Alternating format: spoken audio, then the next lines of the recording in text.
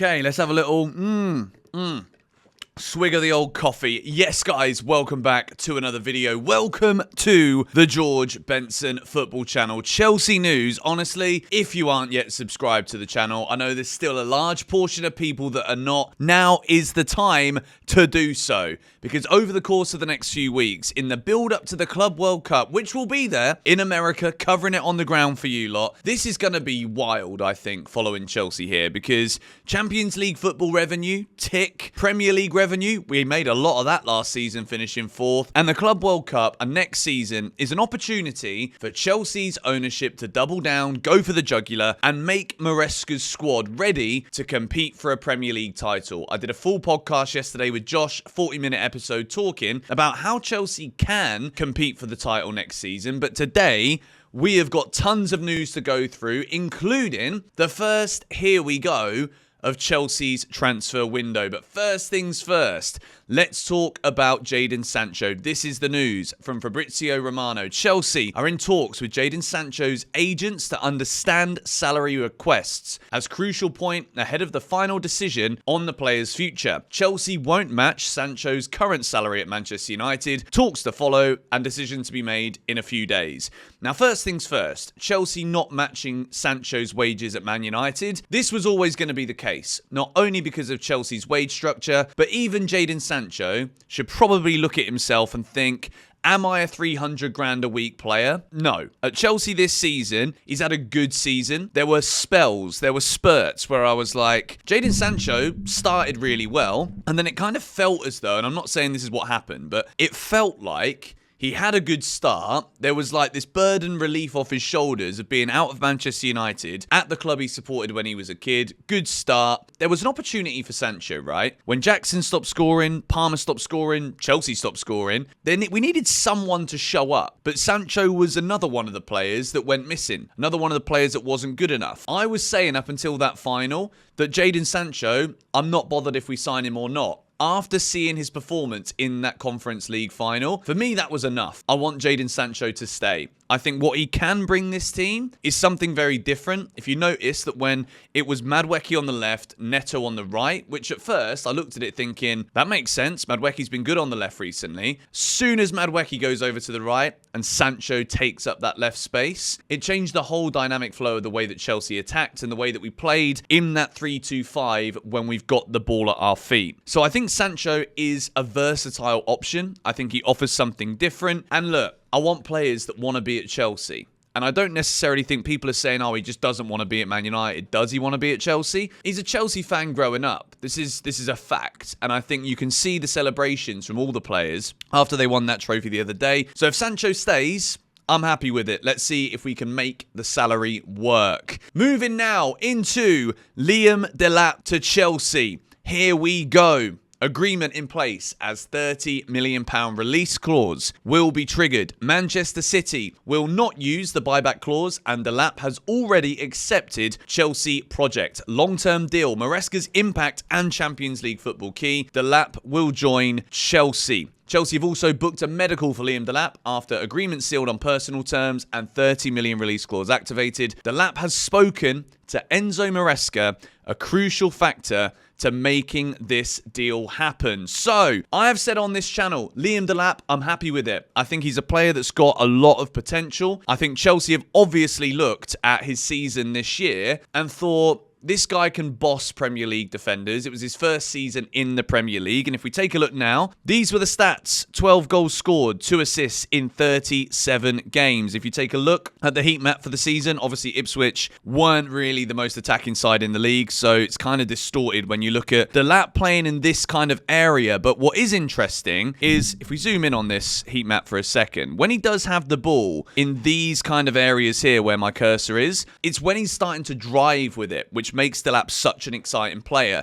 There are certain facets and elements of his game that I think are really suited to what the kind of traditional number 9 that we've been used to at Chelsea could do. Didier Drogba, Diego Costa with their backs to goal were just absolutely brilliant. They had the muscle and the strength to outmuscle Premier League defenders, which we've been missing since Diego Costa left the club. Nicolas Jackson doesn't have that. He is good with link-up play, and obviously him and Palmer have had a brilliant connection and whatnot. But Liam Delap offers this boisterous side to a striker's game that I think we absolutely need to be more competitive in the Premier League. I will also say, before we go into a bit more on Liam Delap, I hope this isn't Chelsea's #1 striker signing, because if it is, then again we're taking a massive risk. We are going to look and hope that a player who has scored 12 Premier League goals. Like, if you get the Champions League and you think that that is a guaranteed answer, don't be surprised if once again, move into a different club, move into a different system. At the age of 22 years old, don't be surprised if he doesn't hit the ground running. Which is also why, with a lot of these signings, I'm not expecting immediate fireworks, because I don't expect immediate fireworks from 20, 21, 22-year-olds, because they're not fully developed footballers yet. I expect immediate fireworks from your 26, 27-year-old strikers that have been bagging 30 goals a season plus. Those are the players you expect from. And if they don't, waste the money. Lukaku, case in point. But I think this should be Chelsea's second striker signing. And if that's the case, right, I think there's a world where Liam Delap, if we take a look at some of his stats here, if we move it up to the top, we're not talking about top percentile statistics. Take-ons, he's good, but that's because he's got to come deep to receive the ball from Ipswich, progressive carries. He's also doing very well. Aerials, I believe he's only scored 1 out of 24 attempted headers in the attacking third this season, which isn't wonderful, but again, he's playing in what was an Ipswich side that got beaten significantly more than they won or drew football matches. So he was absolutely the diamond in the rough at Ipswich last season. And moving to a team with a manager like Maresca, with players like Lavia, Palmer, who he's played with before, I think this could be a really good move. And I will not be surprised in the slightest if in like 2 or 3 years' time, we're talking about England's centre-forward and Chelsea centre-forward. I think Liam Delap, 30 million, is an incredibly astute signing. We're going to do some videos where we talk about how Chelsea set up with Liam Delap. Those will be coming out over the next few days. But the next piece of news regarding Liam Delap is this. Chelsea closing in on Dilap from Ipswich, who want Mark Guiu on loan. Updates also on Jadon Sancho's future and interest in Nico Williams, plus Chelsea's determination to keep building carefully under Maresca. We'll address that bottom comment there from Jacob Steinberg, in a second. But first of all, Mark Guiu going to Ipswich. Top line on this one, right? Chelsea have got Jackson. We want to buy 2 strikers. Mark Guiu, he's probably not going to be in contention next season, but that's the right call. He's had a good season in the Conference League, Mark Guiu. I like him as a striker. I think he's a bit of a bull in a china shop kind of player. But at Ipswich, I think this can actually be the perfect developmental loan, because I think Mark Guiu will destroy the Championship. I think he'll have a field day there. I think it's also, when you're a striker who has got these like physical attributes, moving to the Championship is the perfect league to home in on those. He's going to have to find an element of finesse to his game, because you can't just run around running into people forever. But in the Championship, that's the way defenders play. That is the difficult league to actually get over that physical hurdle. And then the top teams at Ipswich next season, I wouldn't be surprised if they keep McKenna as the manager. If Ipswich don't get 100 points next year, I'll be surprised. I think they're coming straight back to the Premier League. And if Liam Delap comes to Chelsea, who's a bit of a bullied striker, he's a lot more developed than Mark Guiu is right now. So Chelsea should have him. Mark Guiu go to Ipswich on loan. I'll say it now. If this happens, I'm backing him unless he gets an injury. 20 goals next season in the Championship. Mark Guiu to Ipswich Town. I think this is a very good move indeed. Also here, just to confirm, David Ornstein. When Ornstein and Fabrizio are both aligned on something, nothing really ever falls through. Liam Delap's suit is being informed he is not joining them amid preference to sign for Chelsea. Teams like Newcastle, Everton, Nottingham Forest, they were also interested in Liam Delap. And I think Chelsea's win on that final day, securing Champions League football, this is the difference maker. And it's why I've made so many videos in the last few days saying, hang on a minute, if we're going to be serious about this, this was step 1. Accomplished. Mission accomplished. Well done to the manager, well done to the players, and well done to Clearlake. Well done to the recruitment, because clearly we've bought players now that are better than what we've seen in recent years, finishing 12th, 6th. So well done. Credit needs to be given. But in terms of the standards that we hold as Chelsea fans, we need to be winning things. And Liam Delap is a great footballer, but I'm not going to sit here and lie to you lot in front of your faces and say, well, we got Delap, so it's a title charge now. So it needs to be supported with other top players around him. So that's why we move here into the next story because in terms of who that second striker is going to be, at the moment, we're hearing this out of Germany. Chelsea's move for Dilap does not affect a potential move for Hugo Ekitike. Chelsea still pushing for Ekitike. Now, if we bring up the player comparison matrix here on Squawker, you can see that I have stuck Liam Delap and Hugo Ekitike into the mixer. And if we take a look per 90 minutes, they're both pretty much playing the whole seasons for their clubs, so we're not talking about injury-prone players. They both play pretty much the whole game for both of their clubs. Shot accuracy, Liam Delap is winning that one. Goal-wise, Ekitike slightly outscoring him, but he's playing in a better team. Conversion rate, in terms of how many shots actually go in, Liam Delap is ahead of Ekitike. And you can see here, there are certain metrics that Ekitike wins and certain ones that Liam Delap wins. The one thing that I will say about Ekitike is he's very similar to Nicholas Jackson, but the big but here is that it's two strikers being bought in one window and two strikers that aren't fully developed yet and don't guarantee you 20 plus goals a season, which is what guarantees Chelsea next season being in a title race. So Hugo Ekitike in his own right is a really good player. And I would say that Ekitike is probably better than Jackson, but is very similar to that of Nicholas Jackson. So in the Premier League, comparatively, Nicholas Jackson's only winning when it comes to passing accuracy. So I think we can agree here, even if it is just statistically, Chelsea are upgrading on their striker options with this. But does it mean that it is the right move? Obviously, I've said all summer, Osimhen, Gyökeres, we heard the stories, we talked about it on the channel yesterday. Check that news video out if you want to.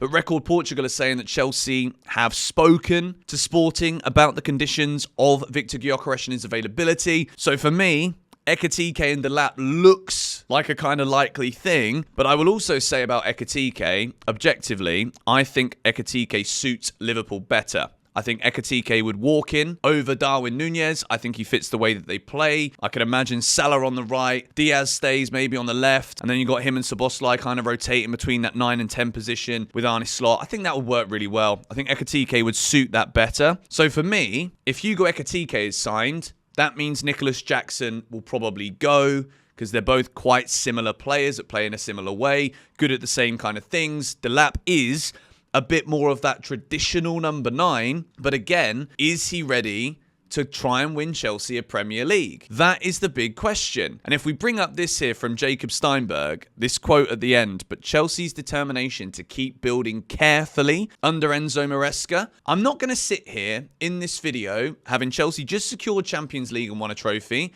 and sit here bashing the ownership for the strategy non-stop. But I have said the same thing over and over again for months. Sometimes it is within the interests of actually seeing what that next step is and going for the jugular and going for it. Sometimes you've got to slightly alter this. And look, Liam Delap, right? If you sign a Gyökeres, for example, he's 27 years old now, isn't he? He's going to be a top striker for 4 or 5 years. Liam Delap playing under him, but with him at times as well. But by the time Gyökeres is gone, or in 3 years, if you want to get a bit of resale value, sell him to Saudi, sell him to another club in Europe that will still pay good money for a goal scorer, then Delap's ready. So Liam Delap coming in at Chelsea next season, he got relegated this year. So I don't even want for him to be under the pressure to absolutely be delivering every single week for Chelsea. So now, if we also talk about striker options, Benjamin Cesco, another player that we've been heavily linked with. Now, it's looking likely that Arsenal are going to go for him. If that's the case, that opens up Gyökeres to Chelsea. Understand Arsenal have started moving initial concrete talks for Benjamin Cesco deal. He's always been high on the recruitment team management Mikel Arteta list, with attempts to get the deal done rejected by Leipzig in May 2024 and January. Now Cesco will leave. Arsenal on it.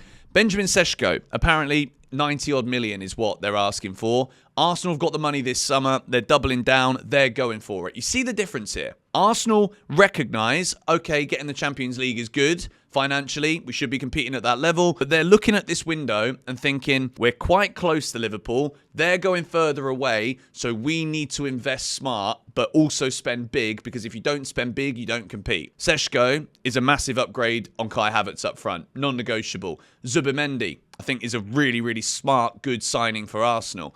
And when you start looking at that now, I'm looking at an Arsenal team that probably can challenge, as much as we love to banter them as Chelsea fans. So for Chelsea, We're going to have a lot of could be, maybe, should be's, could be's, would be's, maybes. Is that really what we're looking at? Good players. I'm excited about this transfer window, and I'm happy with the way that we are as a club right now. But let's just make sure we get it right. Speaking of getting it right, this is what I'm talking about. This comes out of the Madrid zone. Chelsea want to compete for everything next season and want to make a big signing. If we put all of this noise about Chelsea's ambitions for next season together, we're hearing not expected to win the league, but I think we're all aligned on the fact that now, step forward. Challenge. That's got to be the play. They believe Rodrygo is perfect for them and he fits all the requirements. Let me tell you something. Rodrygo is a perfect Chelsea signing.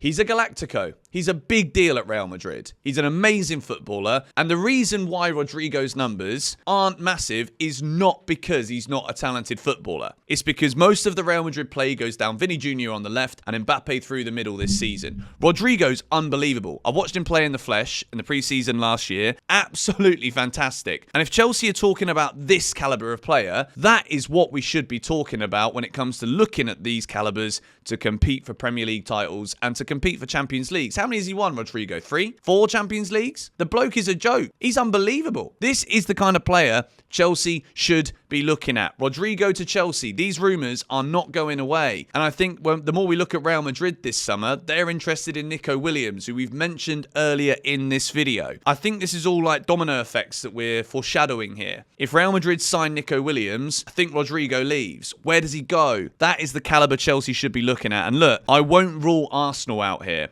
because they're already behaving serious in this window. Zubimendi, Cesco, if they get Rodrygo, I think you give them the flipping league now. I hate to say it, but that is serious business. So Chelsea should absolutely be looking for a Rodrygo. What a player. What a signing that would be. Let me know your thoughts in the comments down below. Make sure you smack the like on the video and subscribe if you haven't already. We've got more for you. Remember that Chelsea love Jamie Gittens from Dortmund. He is one of the players on the list, not the only one, so for sure, he's one of the players they are considering. Jamie Gittens just isn't Rodrygo's level. So again, this is all kind of coming together here. You can see this summer, it's either we don't budge from the model and we keep buying developmental players, and I'm not saying Jamie Gittens is a bad player. Same as Liam Delap, not a bad player, but is that the signing that takes you from 4th to challenge for the top? That's the only question I care about right now. It really is. Jamie Gittens, good player. We've heard Chelsea links with him for a very long time. Same as we've heard Chelsea links with Liam Delap for a long time, and look, we've got that one done. I think that one was quite easy because Ipswich went down. There was absolutely no debate that he was leaving, and it was 30 million, and it wasn't going to be an issue when it comes to the wages. So that's why we saw that deal get done so quickly. Something a bit more complex, like a Rodrygo, we could be talking about a month or so here. But Jamie Gittens, let's see what happens in the coming days. The final story, no doubts on Inkunu leaving Chelsea this summer as part of both sides' plan. So bringing it back again, Inkunu leaving, we know that. Felix is probably going to leave as well. When we bring these up again, these strikers here, if it's Ekitike and Liam Delap, Liam Delap is an outright number 9.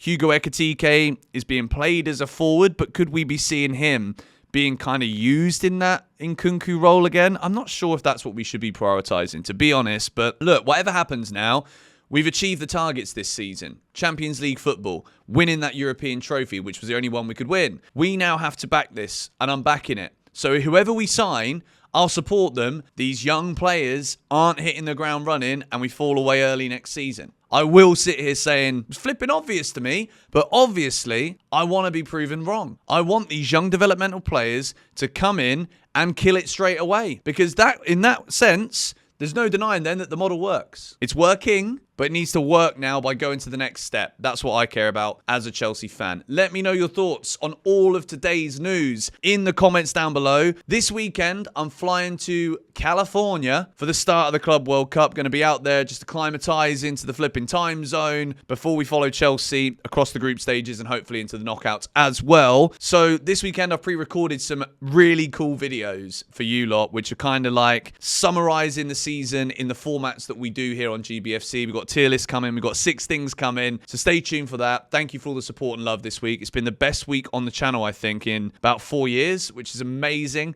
You guys have been lapping up the content, and I don't plan to stop uploading it. So I'll see you probably later on today. If not, news tomorrow. What's going to happen? It's crazy. Bye.